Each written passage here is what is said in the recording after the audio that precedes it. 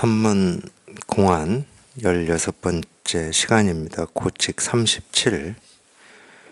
세존께서 사라쌍수 아래에서 열반에 드신 지 1회째 되는 날에 대가섭이 뒤늦게 도착하여 관 주위를 3번 돌았다. 그랬더니 세존께서 관 밖으로 2발을 내보이셨다. 가섭은 절을 올렸지만 대중들은 그저 어리둥절하였다. 이게 이제 우리 이 선에서는 이 석가모니 부처님 이 세존하고 이 관련돼서 이 선에 3가지가 있습니다. 그 중에 하나인데 또 다른 하나는 영산해상에서 꽃 하나 드신 거예요. 꽃 하나 들어서 정법 안장 열반 묘심을 너에게 전하노라 했던 그겁니다. 그러니까 이 꽃 하나 이제 이런 게 사실은 이제 우리 선에서는 선의 가르침이라고 그러는 건데 그냥 말없이 꽃 하나 들어서 다 보여주고 다 가르친 거죠.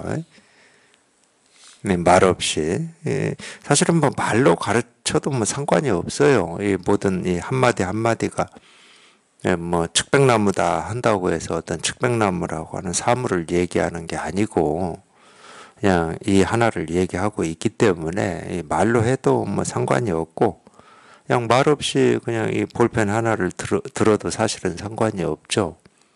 이렇게 다 보여주고 다 가르치고 있으니까 뭐 이걸 우주의 뭐 실상이라고 해도 좋고 깨달음이다 부처다 본래 마음이다 뭐 어떤 이름으로 불러도 좋은데 그 이름하고 아무런 상관없이 그냥 이렇게 분명한 이게 있는 겁니다. 이름은 전부 가짜예요. 이름은 가짜고 그냥 이렇게 분명하게 이렇게 확인이 되고 실감이 되는 이것만이 진짜거든요. 이게 진짜예요. 그러니까 이게 확인이 안 되니까 우리가 가짜를 붙들고 진짜인가 가짜인가 사실인가 사실이 아닌가 옳은가 그런가 이건가 저건가 하고 지금 거기서 왔다 갔다 하고 있는 겁니다. 뭐 성경에도 그런 말이 나오죠. 뭐 숲에 뭐 그런 거 있잖아요. 호랑이 그건 성경에 나오는지 성경에도 이런 비슷한 말이 나옵니다. 그래서 이제 진짜 주인이 돌아오면은 이 가짜들은 전부 이렇게 저절로 정리가 된다.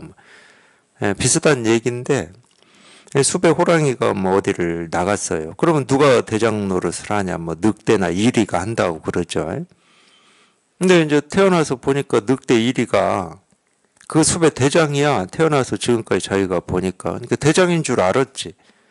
근데 이제 진짜로 호랑이라고 하는 이 숲의 주인이 딱 돌아오니까 그냥 저절로 이리 늑대는 호랑이의 하수인이 돼버리는 것처럼 우리가 분별만 하고 있을 때는 이 진짜가 확인이 안 되기 때문에 분별 속에서만 옳은가 그른가 깨달음인가 어리석음인가 부처인가 중생인가 이러고 있는 거거든요.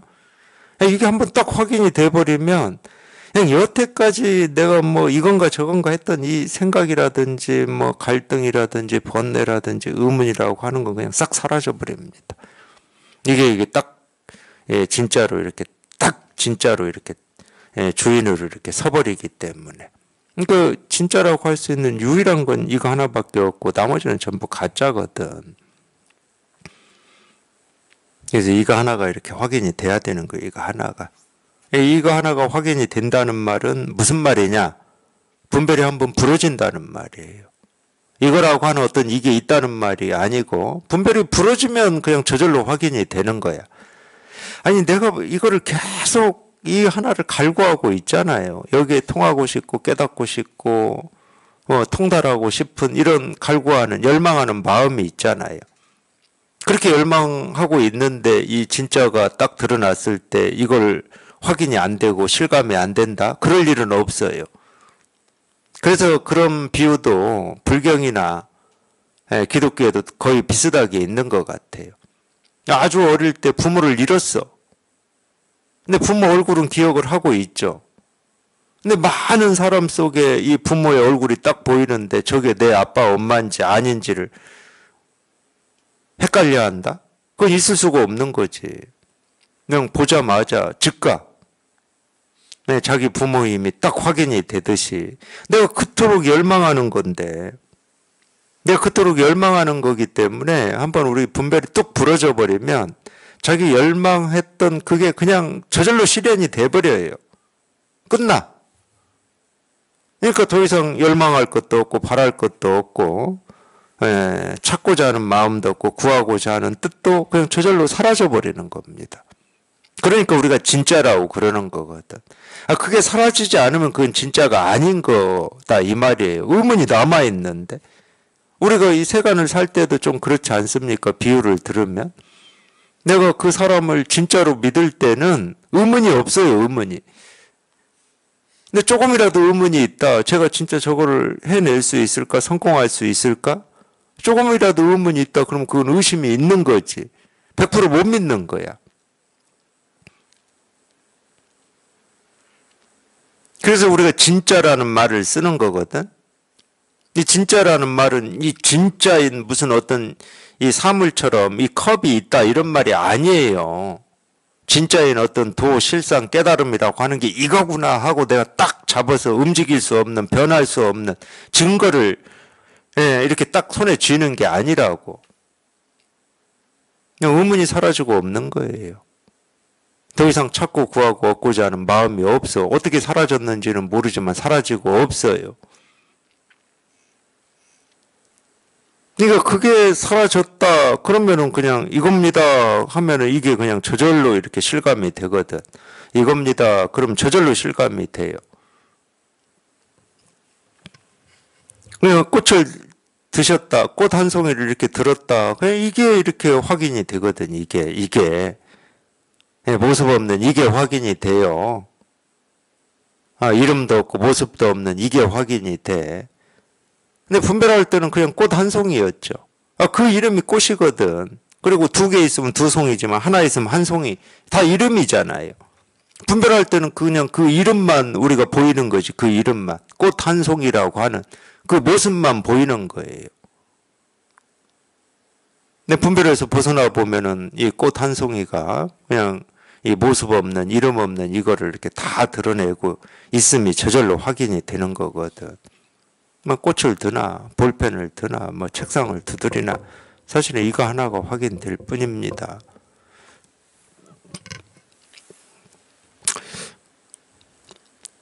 또 하나는 자리를 나누어 앉았다예요. 가섭하고 자리를 나누어 앉았다 반분자라고 하는 건데 자리를 나누어 앉는 이게 이 선에서 세조 뭐 어떻게 얘기해야 됩니까? 선의 가르침 3가지다 뭐 이렇게 얘기하는 건데 오늘은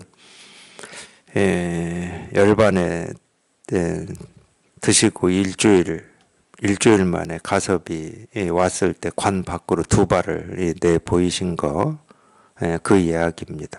그러니까 이 가섭이 하여튼 이 기록으로는 여기도 뭐 이렇게 나왔으니까 세종께서 이제 법을 펼치라고 이제 해가지고 어느 지역에 가 있었나 봅니다.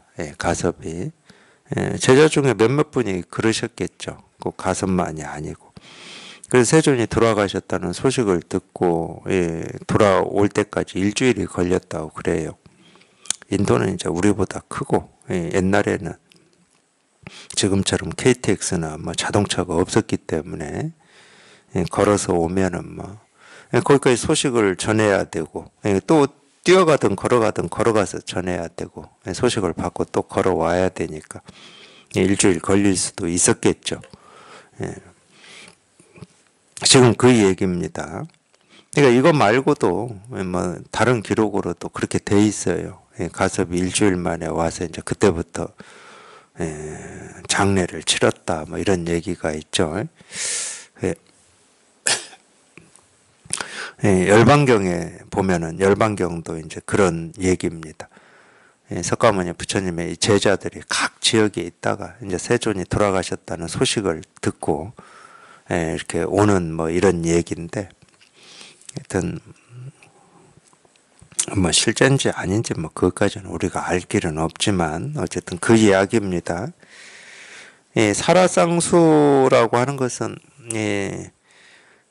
다른 말로 하면 이 사라나무잖아요. 사라나무.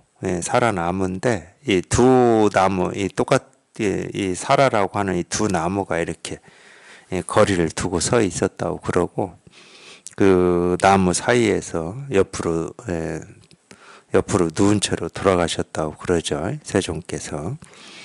아마 그런 거는 어느 정도는 역사적인 사실일 수 있다. 저는 뭐 그렇게 생각은 합니다. 그렇게 돌아가셨을 거다. 뭐 어느 정도는. 왜냐면은 뭐 이 나무 사이에서 돌아가셨다 이게 어떤 미화 뭐 이런 건 없잖아요.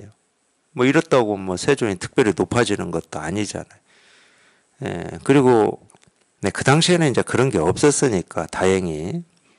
우리 그런 거 있잖아요. 뭐 앉아서 죽고 뭐 서서 죽고 뭐 이런 거 있잖아요. 그런 거는 어찌 보면은 그랬다 이런 게 이제 특이하니까 또. 보통 사람들이 죽는 모습하고 다르고 뭐 어떤 뭐 수행을 많이 한 사람이다. 그러면 저렇게 보통 사람하고 다르게 앉아서도 죽고 서서도 죽나 보다. 이렇게 특이하다고 우리가 여길 수 있기 때문에 물론 이제 누워서 죽었다 하더라도 뭐 앉아서 죽었다, 뭐 서서 죽었다 이렇게 미화시킬 수가 있잖아요. 근데 누워서 죽었대요, 누워서. 그것도 기록으로 보면 설사병으로 죽었다고 그러거든요. 좀 뭐 상한 음식을 드셨는지 어쨌는지 모르지만 설사병으로 죽었다. 그러니까 특히 이제 세존의 어떤 이 죽음을 기록해 놓은 걸 보면은 전혀 특별하지가 않습니다. 그냥 보통 사람들이 병들어서 죽는 거하고 아무 차이가 없어요. 단지 이제 돌아다녔으니까, 집 없이 떠돌았으니까, 뭐 땅 위에서 뭐 풀밭인지 땅인지는 모르겠지만 땅 위에서 이렇게 옆으로 누워서 돌아가셨다 그러잖아요. 반듯하게 누워서도 아니고 옆으로 누워서 돌아가셨다. 그러니까 어느 정도는 역사적인 사실일 수가 있어요. 미화의 흔적을 찾아볼 수가 없으니까.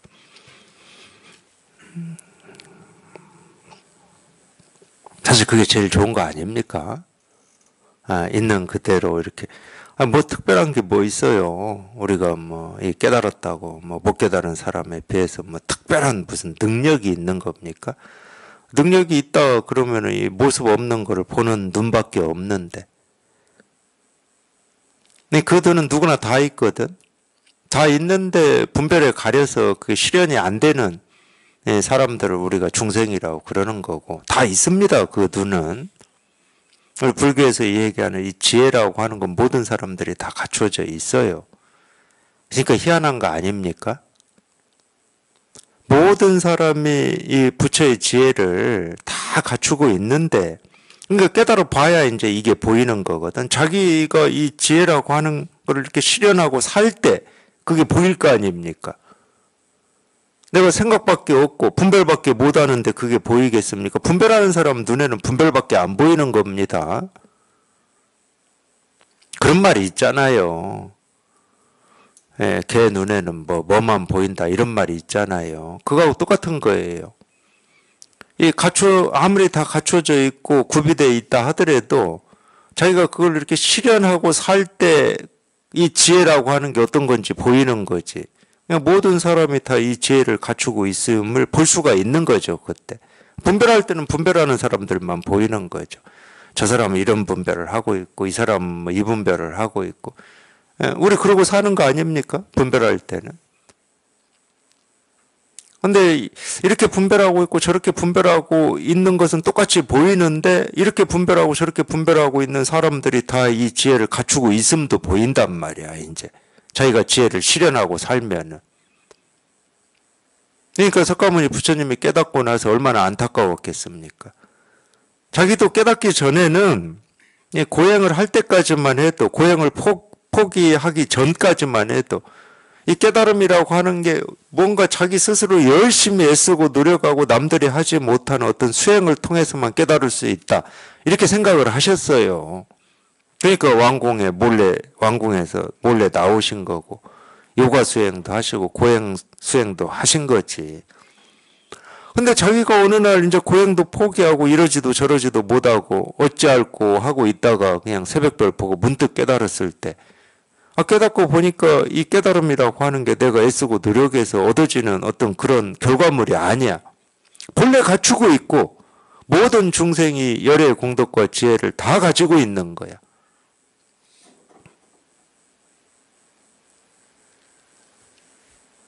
아마 그런 이 마음 공부에 관심 있는 분들은 그런 구절을 한두 번이라도 읽어보셨을 거예요.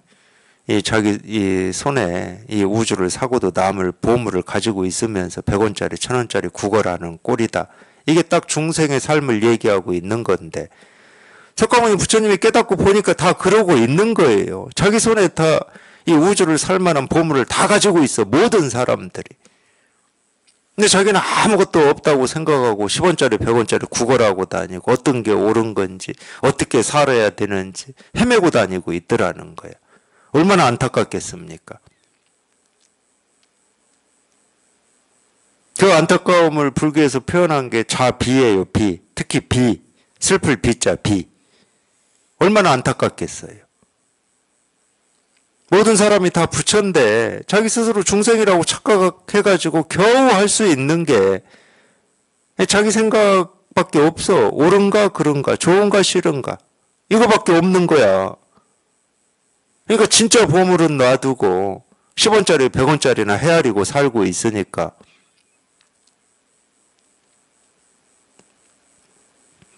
그거 아니면은 이런 설법이라고 하죠. 이 가르침이라고 하는 게 나올 수가 없었어요. 그게 아니었다 그러면 어리석은 사람을 영리하게 만드는 게 아닙니다. 물론 결과로는 그렇게 돼요. 자기가 정말 뜻 발심을 해서 이 공부를 해서 여기에 통해 보면 이전에 이 분별만 가지고 살 때는 어리석음이었지. 이제 비로소 이 어리석음에서 벗어나서 이제 조금 뭐 이 지혜로움 쪽으로 산다. 결과적으로는 그렇습니다. 근데 이 지혜라고 하는 게 밖에서 얻어온 게 아니야. 본래 있던 거라니까. 단지 이 분별을 의지하지 않기 때문에 지혜롭다고 하는 거거든. 그래서 모든 사람은 이걸 날 때부터 다 갖추고 태어나는 겁니다. 열심히 공부하고 경험을 많이 쌓고 이래서 갖춰지는 게 아니에요. 이 지혜라고 하는 게.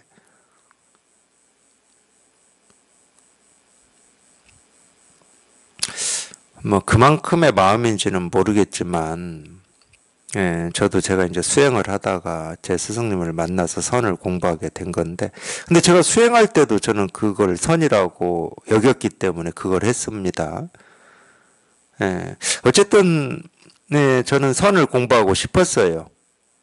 제가 이런 갈증이나 목마름이 있을 때. 근데 그런 수행도 저는 선이라고 했기 때문에 이 선이라는 이름 붙었잖아요. 간화, 선 딱 붙어 있잖아요. 그게 선인 줄 알았습니다. 그래서 제가 화두를 한 거지 그게 선이 아니었다 그러면 저는 화두 안 했을 겁니다. 그러니까 예를 들어서 뭐 그 당시 우리나라 이 연불로 굉장히 유명하신 스님이 있죠. 있습니다. 돌아가셨어요. 그분도 우리나라 불교에서는 뭐 얼마나 큰지까지는 제가 평가할 수 없죠. 많은 어떤 발자취를 남기신 분입니다. 지금도 마음 공부하시는 분들 만나면은 그분 이름이 나와요. 그 정도로 그 인연도 충분히 저도 있었습니다. 근데 그건 제가 연불이라고 연불은 선이 아니야. 아무리 연불선이라고 해도 그건 연불이지 선이 아니었거든 내 머릿속에. 연불선이라고는 하시더라고. 근데 어떻게 연불이 선이야? 저는 그런 생각이 들었어요. 그 당시는. 선이다 그러면 제 머릿속에는 간화선밖에 없었어요. 그때. 선이었기 때문에 제가 화두를 한 거지 선이 아니었다 그러면 제가 화두 안 했을 겁니다.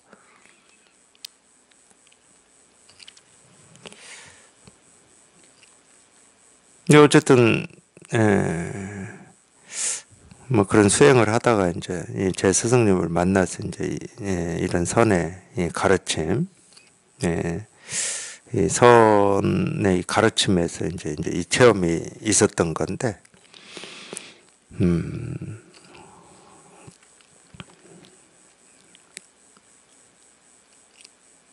이걸 제가 이제 체험하고 나서 보니까 뭐 우리 석가모니 부처님만큼의 마음은 아닐 수 있어요. 이분은 저희가 처음하고 제일 먼저 찾아간 게 고행숲에서 같이 고행했던 이 다섯 도반을 찾아갔다고 그러죠. 아니 처음 해보면 그런 마음이 든다니까. 그렇게 고행해가지고 또는 수행해가지고 깨닫는 게 아니다라고 하는 게 딱 있어요. 얼마나 안타깝습니까? 이 깨닫고자 하는 이 발심은 똑같거든. 발심은 똑같아요. 그러니까 그 고행숲에서 같이 도반으로 공부를 했지. 근데 저도 그 마음이 들더라고. 특히나 저는 수행을 하다가 이제 제 스승님 만나 선을 공부하고 이제 하니까 이미 선을 공부할 때도 수행을 통해서 깨닫는 게 아니다라고 하는 견해는 있었지만 제가 여기 통해보지 않았기 때문에 그런 어떤 견해나 생각이 뭐라고 그러죠? 힘이 있겠습니까?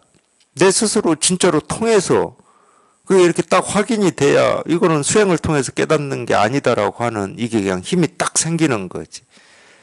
그러니까 제가 지리산에 있었는데 수행한다고 그냥 수행하고 있는 이 사람들 정말 쫓아가고 싶더라고요. 야, 그렇게 해서 되는 게 아니야. 그냥 헛고생 하지 마. 아마 그런 마음이 있었기 때문에 뭐 그런 마음이 뭐 이렇게 여기에 통해 보면은 거의 대부분 누구나 다 듭니다. 그런 마음이.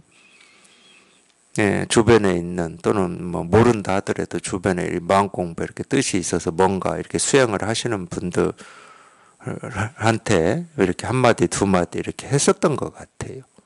뭐 그게 인연이 돼서 이제 뭐 공부 모임도 만들어지고 선언도 만들어지고 뭐 이랬는데 안타깝더라고요, 저도. 그 뜻을 알잖아요. 산속에서 해봤기 때문에. 정말 우리 깨닫고자 하는 이 뜻이 있다는 건 다 알거든요. 그때 뭐 인연 맺었던 수행하면서 인연 맺었던 스님들도 그렇고 스님들한테도 정말로 인연 맺었던 스님들한테도 이 얘기를 해드리고 싶더라고요. 이 얘기를 해주려고 그랬더니 정말 가까운 스님 한 분은 그냥 암으로 돌아가셔 버리고 제가 산속에서 수행할 때 해제만 되면은 저 굶어 죽을까 봐서 먹을 거 바리바리 싸들고 산길로 올라온 스님이었는데 근데 이제 또 어떤 경험도 있냐면 저는 이제 마음이 제가 안타까운 거지 뭐 그분들이 안타깝겠습니까? 제가 안타까워서 이 얘기를 해주면 오히려 어떤 때는 관계가 더 이상해지는 경우도 생기고 뭐 석가모니 부처님도 그러셨겠죠. 저놈은 우리를 이제 배신한 놈이야. 같이 간화선 하다가 이제 그걸로 안 돼. 그러니까 저놈은 배신한 놈이야. 이렇게 좀 멀어질 수도 있을 거 아니에요. 멀어지기도 하고 어떤 경우는 말이 안 통하기도 하고 제 능력도 부족하지만 그걸로 이렇게 성공한 적은 별로 없는 것 같아요. 성공이 잘 안 되더라고. 나만 안타까워 나만. 근데 내가 안타까워서 그런 얘기를 하는데 이 상대방은 제가 안타까웠을 겁니다. 아마 어쩌다가 저놈이 저렇게 됐나 뭐 이렇게. 그게 쉬운 게 아니더라고요. 네, 아마 이 석가모니 부처님 그러셨을 것 같아요. 얼마나 안타까웠을까. 이게 보이거든. 모든 사람이 이 열의 공덕과 이 지혜 다 깨달아 있다. 이게 보이거든. 그리고 자기가 이 깨달음을 다 실현하고 있어요. 그러니까 이 물속에서 사는 물고기가 물을 찾고 있다고 그러지. 자기가 다 실현하고 있어. 그냥 물속에서 살고 있다니까. 우리 도 밖에서 사는 사람이 없습니다. 깨달음 밖에서 사는 사람이 없어요. 왜 그러냐면 우리가 살아가는 이 세계는 깨달음의 세계거든. 깨달음의 세계입니다. 깨달음 아닌 세계는 없어요.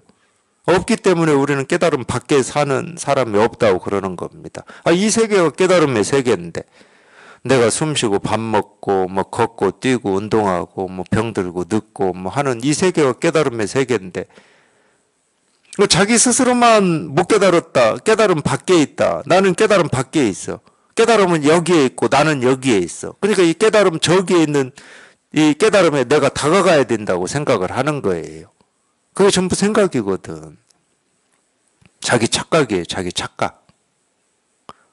우리는 깨달음 밖에 살 수가 없다니까. 깨달음 아닌 게 없는데 뭐. 근데 수행할 때는 내 그 기조예요. 이 깨달음이 있고 내가 이 깨닫기 위해서는 뭔가를 갈고 닦아야 돼. 그러니까 나는 여기에 있어 지금. 그러니까 여기에 있는 내가 깨달음으로 다가가기 위해서 계속 뭔가를 하는 거지. 수행은 딱 그 구조로 돼 있어요. 근데 대승불교나 선에서는 그렇게 안 가르칩니다. 그리고 석가모니 부처님도 그렇게 가르친 게 아니고 예수님도 그렇게 안 가르쳤어요. 그러니까 예수님이 그 당시에 가르칠 때 이 사람들이 뭐라고 그랬습니까? 예수님은 하나님의 자식이고 우리는 그냥 못 깨달은 어리석은 중생들이야. 불교식으로 얘기하면.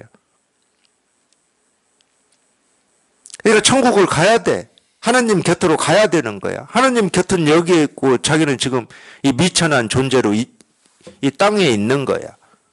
그냥 하나님 곁으로 가기 위해서는 열심히 뭔가를 믿고 뭐를 해야 돼. 착한 일을 하든지. 불교도 그렇게 생각하잖아요. 그러니까 예수님이 뭐라고 가르칩니까? 너희가 하나님의 자식들이라고 가르치잖아요. 천국은 어디에 있다? 너희 마음속에 이미 이루어져 있다. 거기에도 임이라는 말이 나오잖아요. 이미 이루어져 있는데 자기는 어떤 뭐 중생의 세계, 어떤 고의 세계, 삶의 무거움의 세계 속에 살고 있는 것처럼 착각하고 있으니까 자꾸 그거가 없는 세계로 가고자 막 애를 쓰고 발버둥을 치고 노력을 하는 거지. 못 알아듣습니다. 자기가 고통의 세계에 있는데 이미 네 마음에 천국이 이루어져 있다. 이러면 알아듣겠습니까? 나는 고통스러워 죽겠는데 이게 천국이라고 이렇게밖에 못 알아들을 거 아니야. 똑같잖아요. 불교에서도.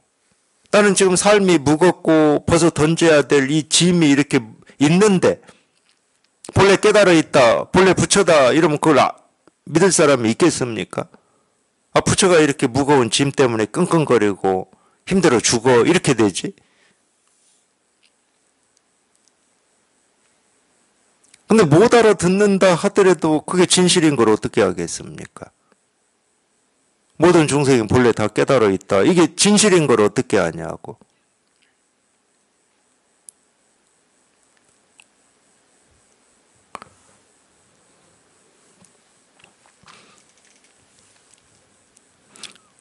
그러니까 내가 알아듣는 이게 아닙니다. 아까 첫 시간에도 제가 이 이야기를 했잖아요. 적어도 마음 공부를 해야 되겠다. 그러면은 내가 알아듣냐 못 알아듣냐. 이게 옳으냐 그러냐 사실이냐 사실이 아니냐.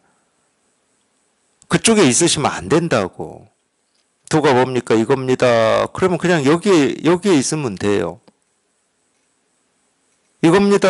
여기에 있으면 돼 여기에.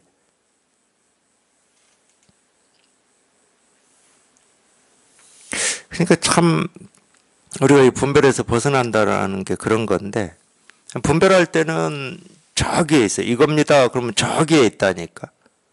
근데 분별이 한번 이렇게 뚝 부러져 버리면 자기도 모르게 여기에 와 있어요. 여기에 딱 와 있어. 이미 와 있어요. 이미 와 있을 뿐만이 아니라 여기에서 벗어난 적이 단 한순간도 없었던 거예요. 그냥 그렇게 되는 겁니다. 그러니까 이건 생각으로 안 되는 거야.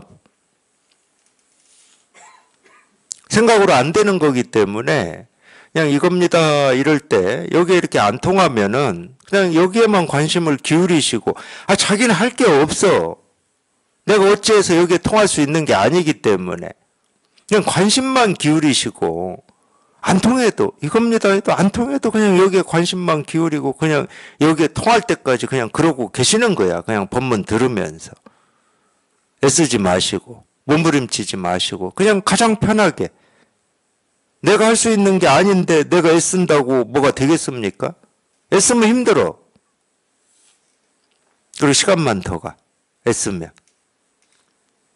그냥 가장 편하게 이건 내가 못하는 거라니까. 그러니까 결국 그런 말하고 똑같아. 지가 알아서 와야 돼. 내가 어찌 하면은 얘가 일찍 오고 어찌 안 하면 늦게 오고 이런 게 아니야. 지가 알아서 때리면 와야 되는 거야, 이거는. 자기는 그냥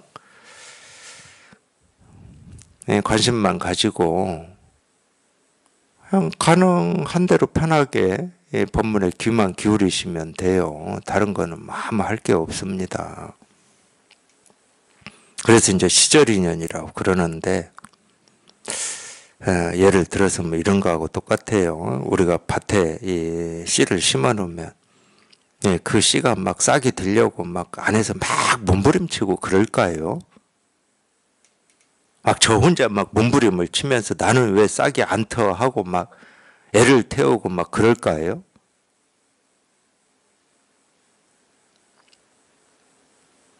자기는 이 마음밭에 씨를 뿌려 놨잖아요.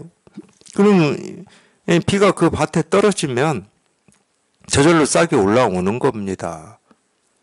그 씨앗이라고 하는 걸 우리가 불성이라고 그래요. 불성. 모든 중생은 다 불성을 갖추고 있다 할 때 그 씨앗.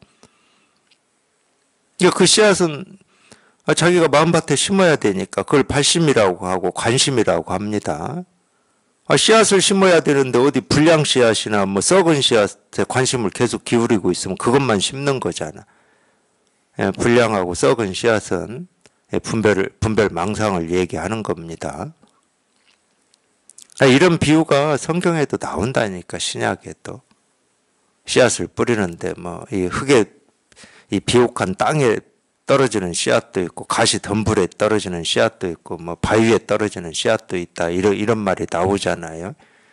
엉뚱한 씨앗을 심으면 안 됩니다. 그래서 그걸 관심이라고 하고 발심이라고 그래요. 그냥 여기에 이렇게 관심을 가지시면 돼. 그냥 관심이 있다 그러면 이제 이 설법을 들으면 되죠. 설법이 비니까. 그래서 그 관심과 이 설법이 한번 이렇게 만나기만 하면 되거든. 남의 밭에는 이 비가 잘 떨어지는데, 똑같이 비가 오는데 내 밭에는 비가 안 와. 남의 밭에만 오지. 우리 그런 거 있잖아요. 이 다른 도반들은 그냥 설법 듣고 뭐 공부하다가 그냥 이렇게 톡톡톡 깨어나는데 나만 못 깨어나. 그 밭에서는 아직 비가 안 떨어진 겁니다. 어떻게 하겠습니까? 비가 아직 안 떨어졌는데. 밭에 비 떨어질 때까지 그냥 묵묵히 기다리시는 수밖에 없어. 그냥 관심을 가지고 기다리는 수밖에 없어.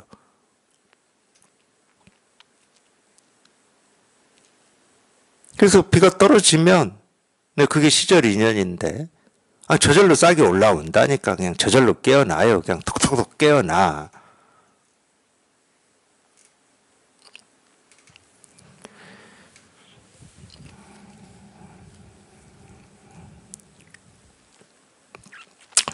한번 내용을 보겠습니다.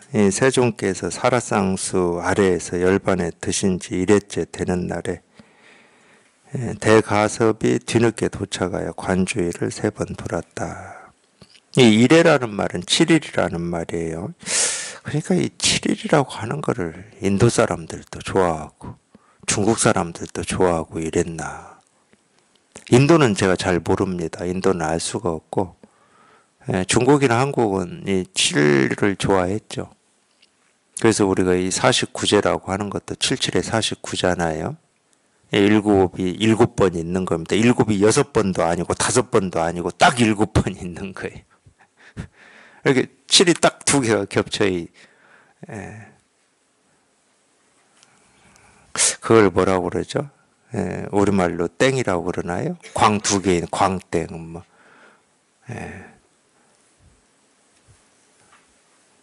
뭐 3 2개 있으면 3땡. 겹쳐 있는 거 좋아하잖아요.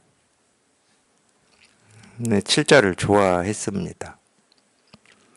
그래서 아이가 태어나도 3-7일이 있었어요. 3-7일. 3-7일 동안에는 뭐 이런 것도 있었고. 하여튼 그래서 이거는 진짜 가섭이 7일째 된 날 왔는지 6일째 된 날 왔는데도 7일째 되는 날 왔다고 했는지 이건 그것까지는 사실관계는 우리가 모릅니다. 일회째 되는 날에 대가섭이 뒤늦게 도착하여 관 주위를 3번 돌았다. 이거는 이제 예법이에요, 예법.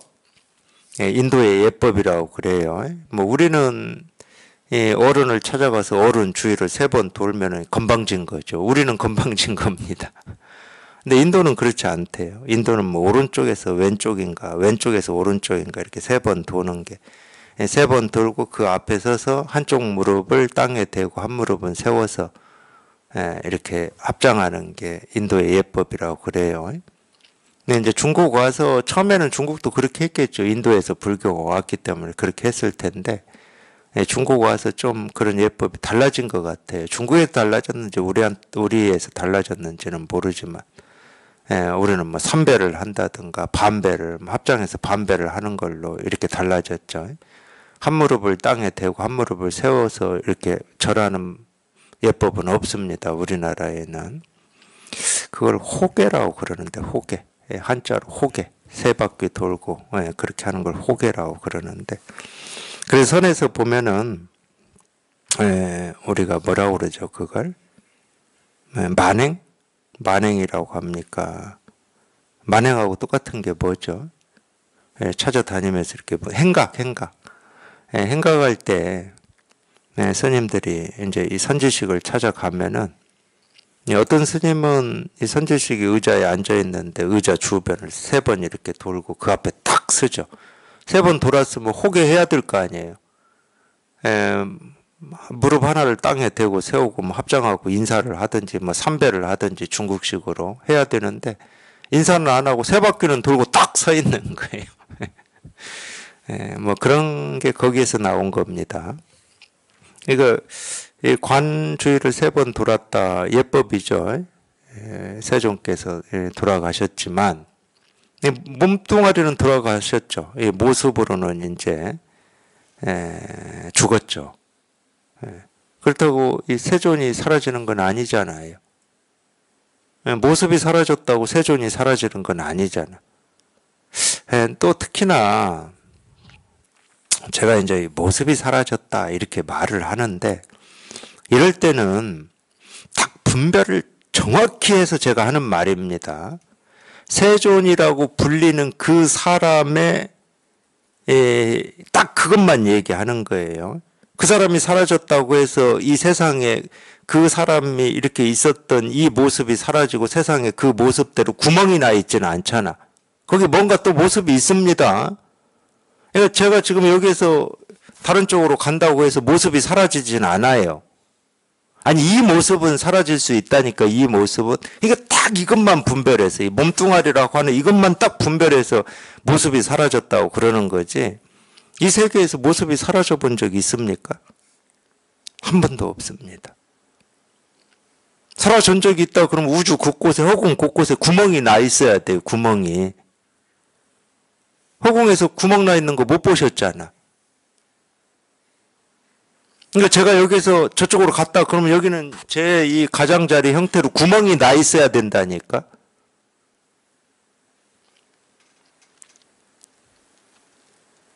근데 한 번도 이 모습은 사라진 적이 없어요. 근데 우리가 특정한 걸 분별해서 이것은 이쪽에 있다가 이쪽으로 옮겨졌고 이렇게 있다가 없어지고 이렇게는 얘기할 수 있죠. 철저히 분별하는 겁니다. 이거는.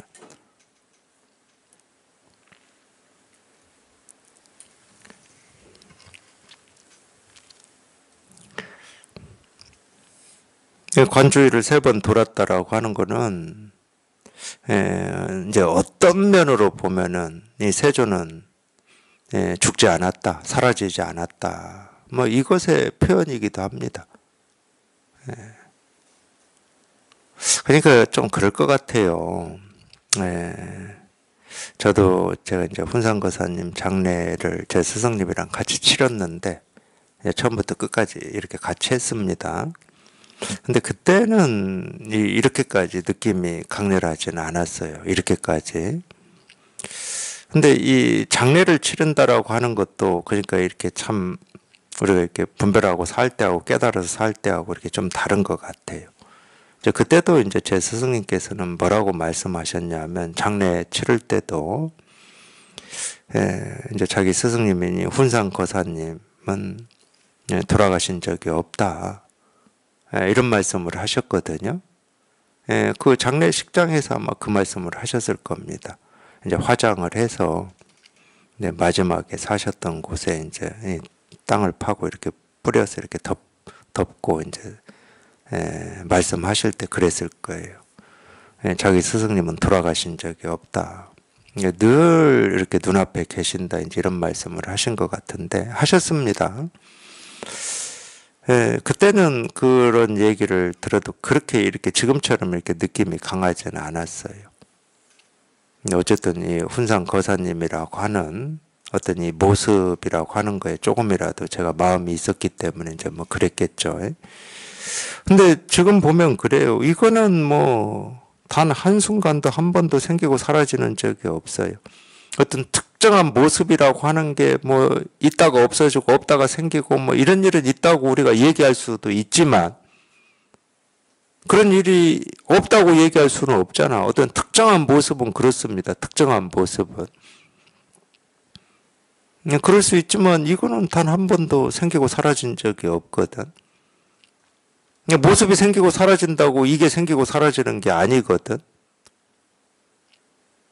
그러니까 아무래도 이제 그때하고 지금하고 제 스스로한테 이 변화된 건 이게 더 분명해진 거죠. 이게 어떤 모습이라고 하는 어떤 그림자, 뭐 자취 흔적 이거는 이제 사라져 버리고 이게 더 분명해진 겁니다. 이건 어찌 할 수 있는 게 아니야. 한 번도 생기고 사라진 적이 없어. 그러니까 특정한 모습이 생기고 사라졌다 이쪽에는 이제 별 관심이 없어요. 그걸 뭐 생겼다 사라졌다 뭐 말은 그렇게 하지. 누구랑 얘기할 때 야 그거 어디로 갔어 갑자기 있었는데 없어졌어 이렇게 얘기를 하죠. 어떤 특정한 물건에 대해서는. 근데 어떤 이 특정한 모습을 지닌 뭐 이런 것들이 생기고 사라지는 이쪽에는 옛날에 가졌던 이런 마음이 별로 없고 그냥 이거 생기지도 않고 사라지지도 않는 이게 여기에 훨씬 이게 이렇게 분명하죠.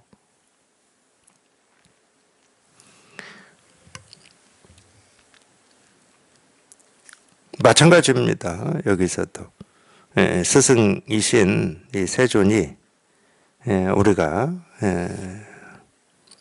보통 얘기하는 살아서 이 법을 막 설법하실 때나 이제 숨도 못 쉬고 밥도 못 먹고 움직이지도 못한 걸 우리가 죽었다고 그러잖아요. 죽어서 관 속에 이렇게 있다고는 하지만은 그냥 우리의 스승이신 스승님은 전혀 생기고 사라지는 게 아니다. 뭐 이런 그런 면이 있죠. 가섭이 그런 면이 있습니다. 물론 또 뭐 이게 인도의 예법이다. 그럼 뭐 예법은 뭐 또 예법일 거고 이 법으로 보면 그렇다는 거죠. 그랬더니 세종께서 관 밖으로 두 발을 이렇게 탁 내밀 한 발도 아니고 두 발을 딱 내밀. 참 힘도 좋아 이 양반. 관 뚜껑 닫혔을 텐데 안 닫나? 아직 장례 관에 넣기만 하고 아직 관 뚜껑은 안 닫나? 가섭이 안 왔기 때문에.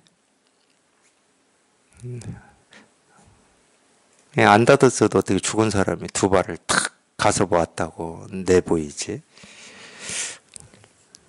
이걸 한자로 두 발을 관 밖으로 내보였다 해서 뭐라고 하는데 제가 유식한 말은 못하겠고 이 얘기는 할 수 있어요.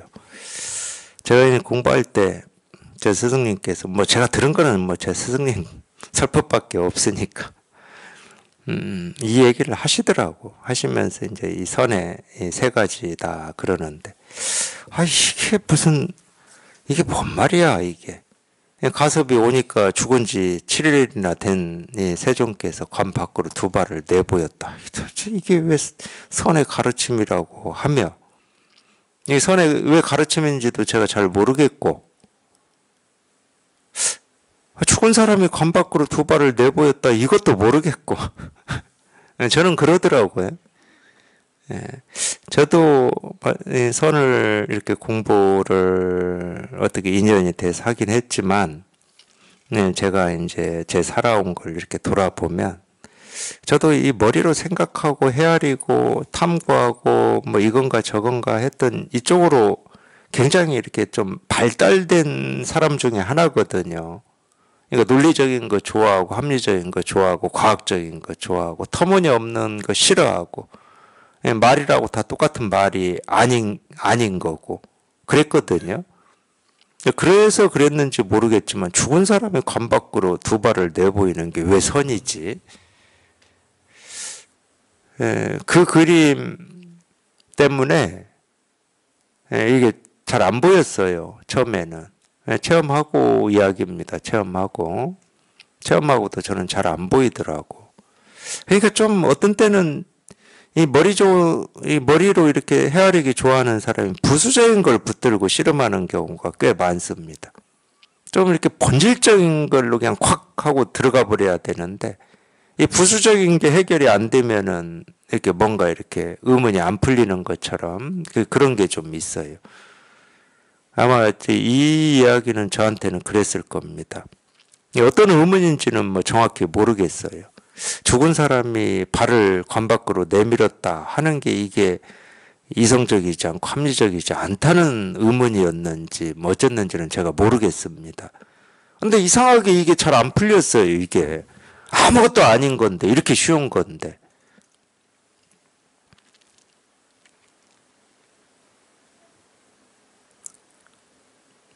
그러니까 이거는 이런 말이거든.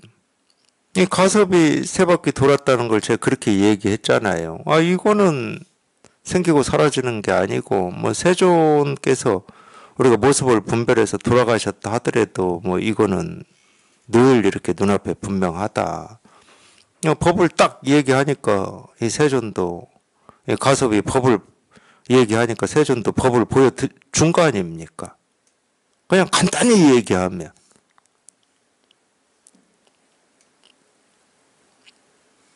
그러니까 우리가 이 금강경에 맨 첫 장 있잖아요. 맨 첫 장. 세종께서 발을 씻고 앉으셨다. 뭐 내용은 그거죠. 1250의 비구와 함께 뭐 사위성인가 성에 들어가서 밥을 비르시고 다시 오셔가지고 뭐 밥을 맛있게 드시고 바루를 씻고 정리하고 발을 씻고 앉았다. 이 이야기잖아요. 금강경 처음에. 발을 씻고 앉았다는 된다니까. 체험하고. 뭐 체험하기 전에는 발을 씻고 앉았다. 그러면 이제 발 씻고 앉아서 설법하실라나 보다. 이렇게 생각을 하지. 근데 발을 씻고 앉으셨다가 그냥 이거야. 뭐 손을 씻고 앉았던 발을 씻고 앉았던 이건데 죽은 세존이 관 밖으로 두 발을 내밀었다. 이건 안 돼. 산 사람은 돼. 산 사람이 발을 씻고 앉고 손을 들고 뭐 책상을 두드리는 건 되는데 죽은 사람이 책상을 두드렸다. 안 돼, 이거는. 안 됐던 것 같아요, 그렇게. 그러니까 얼마나 우리가 살았다 죽었다라고 하는 거에 꽉 잡혀 있습니까? 지나고 보니까 그래요. 저는 그렇게 다가와요. 지나고 보니까. 분명히 이 금강경에 발을 씻고 앉았다는 아무 의문이 없었거든. 그냥 100% 했어, 그때는. 발을 씻고 앉았다. 야, 왜 이거를 다 이렇게 모습으로 보여주고 계셨는데, 이걸 못 알아듣고 있었구나. 맨날 발을 씻은 그것만 알아들었지, 발을 씻고 앉았다가 이거를 얘기하고 있었는데 내가 못 알아듣고 있었구나. 밥을 빌려 나가서 그냥 바로를 이렇게 딱 내미는 게 그냥 이거를 다 보여주고 있었는데 내가 못 알아듣고 있었구나. 그냥 바보들로 갔구나. 이렇게만 알고 넘어가 버린 거죠. 밥을 먹었다. 마찬가지거든. 살아있는 사람이 하는 이 하나하나는 전부 이거임이 이렇게 조금 공감이 되고 실감이 되는데, 죽은 사람이 어찌했다. 그건 안 돼. 그건 죽은 사람이 어떻게 움직여. 그냥 이게 딱 고정돼 있어. 왜? 이건 죽는 게 아니거든. 이건 죽는 게 아니에요. 모습을 따라가면 살고 죽고가 있는 거고, 모습에서 벗어나면 태어나고 늙고 병들고 죽고가 다 있는데 살고 죽고가 없거든. 모습으로는 있는데 없어요. 아니, 법에서 뭐 이보다 더한 얘기도 하지 않습니까? 뭐 죽은 사람이 관 밖으로 두 발 좀 내밀은 거 가지고 이보다 더한 얘기도 하대. 뭐 보니까 뭐라고 하더라. 뭐 이 부채가 제석천으로 뛰어올라 뭐 제석천에 코를 쥐어 박으니 비를 양동이로 쏟아 하여튼 뭐 그래 동해바다에 잉어가 어쩌고 뭐 이런 얘기도 하고 있고, 사람이 다리를 건너는데 물은 가만히 있고 다리는 흘러가고 있다. 뭐 이런 얘기도 하는데, 말도 안 되는 얘기도 하는데, 그 죽은 다리도 흘러간다는데 뭐 죽은 세존이 좀 발 좀 관 밖으로 내밀었다고 뭐가 대수라고. 그보다 더한 얘기 불교에서 하잖아요. 무정물이 설법도 한다잖아. 이렇게 무정물이 설법도 한다는데 뭐 죽은 세존이 설법 좀 한다는데 그게 뭐 큰일이겠습니까? 근데 우리가 그렇게 이 삶과 죽음, 여기에 특히 사람의 삶과 죽음, 특히 죽음에 대해서 우리가 모습에 꽉 매여 있거든. 그랬던 것 같아요. 그러니까 이게 안 다가왔어요, 저는. 그냥 두 발을 관 밖으로 내밀었다. 이거나 무슨 차이가 있다고, 살아 계실 때 발을 씻으셨다. 이거하고 무슨 차이가 있다고. 그러니까 이분은 그러니까 살아 계실 때도 발이더니 죽어서도 발이구만. 금강경도 발 씻었다고 그러지. 관 밖으로 발 내밀었다고 그러지. 그랬더니 가섭이 절을 올렸대요. 절을 올려야지.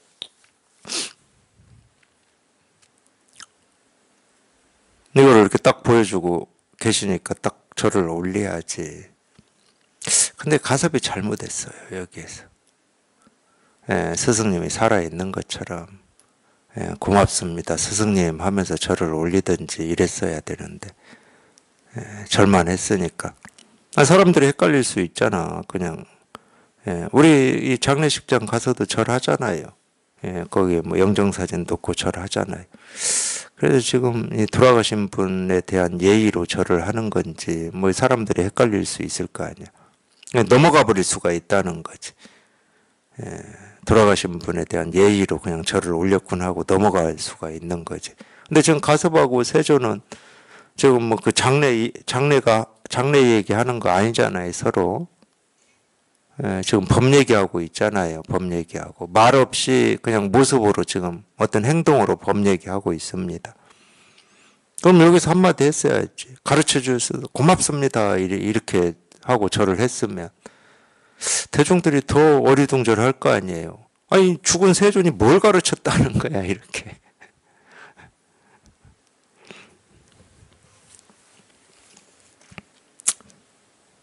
어쩌다가 시간이 지나버렸네.